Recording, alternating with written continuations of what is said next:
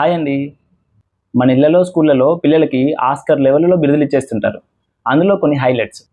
అరే చదువురాని మొద్దు, ఎందుకు పనికిరావు, అరే వేస్ట్ ఫెల్లో. పాపం పిల్లలు కూడా ఇవి నిజంగానే ఆస్కర్ లెవెల్ అనుకొని మోస్తుంటారు అనుకోండి. దీన్ని సైకాలజీలో లేబులింగ్ ఎఫెక్ట్ అంటారు.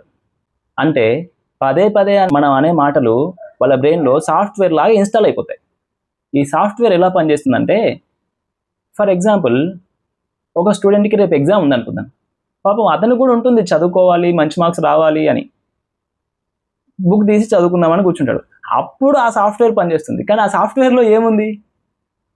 నాకు చదువు రాదు, నేను మొద్దుని అని. ఆ సాఫ్ట్వేర్ రన్ అయినాక బుక్ క్లోజ్ చేసేస్తాడు. ఇప్పుడు మీరు చెప్తేనే కదా బుక్ క్లోజ్ చేసింది, మరి పిల్లల్ని తిడతారేంటి అనవసరంగా?